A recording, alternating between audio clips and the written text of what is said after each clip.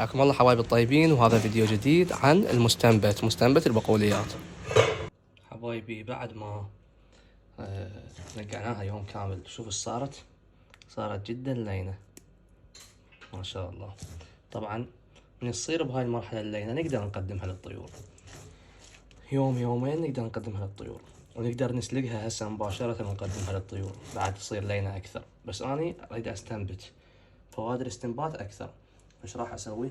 شوفوا حبايبي، هذا خاولي أو قطعة قماش نقدر نقول، غسلتها غسل زين وشوية عصرتها، بس بقت القطعة رطبة جدا.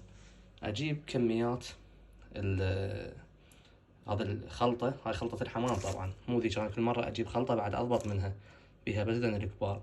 بس هذا الموجود حاليا مال الحمام بيه هواي أنواع، نخليه هنا وهسه راح أشوفكم الطريقة.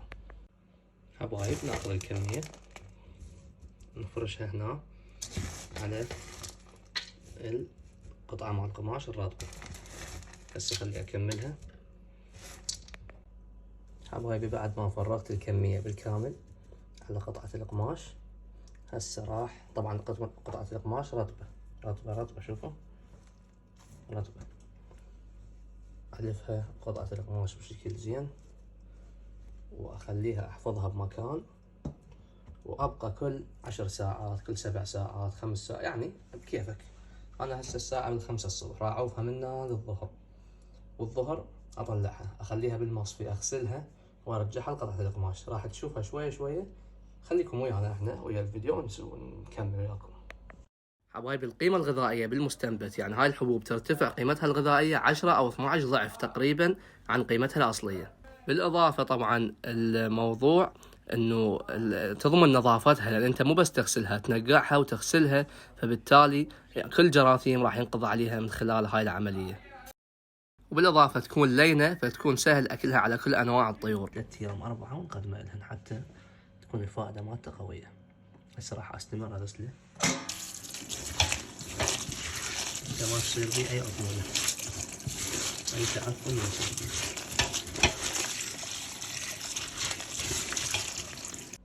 حبايب من تشترون هذا النوع من المخبوطة لا تأخذوها بيها دخن، إذا بيها دخن كلش يعني يزعجكم ويتعبكم، هو ما يفيد أصلا حتى ما يستنبت، الاستنبات مالته صعب. فأخذوها بدون دخن، يعني المخبوطة اللي بيها حنطة بيها ذن السوالف الثانية، أهم شي ما يكون بيها دخن. بالنسبة لي راح أرجع ألفها بالخاولة الرطب أو قطعة القماش الرطبة وأخليها 24 ساعة جديدة بنفس المكان. حبايبي بيومين فقط تم الاستنبات، بيومين فقط. شوفوا هاي البذور تم استنباتها بيومين بس. يعني يوم وثاني يوم. هسه راح اخليها بعد يوم، هسه هم راح اغسلها بالمصفي، راح اغسلها واكملها. حبايبي هسه تم الغسل، يعني راح اغسلها عفوا وتم الغسل. شوفوا خير من الله. طبعا حبايبي قطعة القماش اللي تستخدمها تم غسل تام يوميا، يعني فترة الاستنبات. ما خصوصا الخاولي شايفين تصير فيه ريحة مرات، فأنا أفضل قطعة القماش أفضل. تغسله غسل كلش زين حتى ما يصير عندك أي عفونية، لا بالخاولي لا بالأكل، يعني لا بقطعة القماش ولا بالأكل. فتغسله وما تخلي يصير بيه ريحة، إذا صارت ريحة الغي شغلك وارجع من جديد بقطعة قماش نظيفة، يعني لا تخلي تصير بيه ريحة لا بالأكل ولا بالوجبة، حتى الطيور ما يصيبها الضرر، يعني تتحول الفائدة إلى ضرر. هسه راح أغسل الوجبة حبايبي. وهذا بالليلة الثالثة، طبعا أنا يومية الفجر يعني أشوفهن أتأكد منهن، فالحمد لله والشكر هاي اليوم الثالث تقريبا تم الاستنبات بالشكل اللي أريده. وطبعا كلهن أغلبهن استنبتن، يعني الحنطة الذرة وكله صار لين، وهاي الفائدة مالته مثل ما حكيت لكم إياها بداية الفيديو. حبايبي طبعا آخذ الكمية اللي تكفيني، هسه أنا أخذت جزء منها والباقي أبقيه يستنبت، أخليه يطول أكثر، يعني أستفاد منه بعد فترة، هم يومين 3 بين ما أنوع الوجبات وآخذ الباقي. وهذا الكمية اللي أحتاجها حاليا.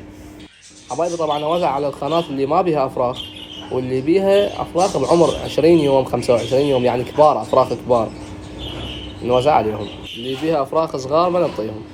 حبايبي طبعا هنا المخاليف اللي مفطومة، اللي هستوها مفطومة، هم انطيتهم من عندها، وان شاء الله يستفادون منها حتى يتعلمون من يكبرون يكونون جاهزين. هنا نكون وصلنا لنهاية الفيديو، تحياتي لكم يا طيبين، لا تنسونا من الدعاء. اخوكم احمد من جزيرة الطيور.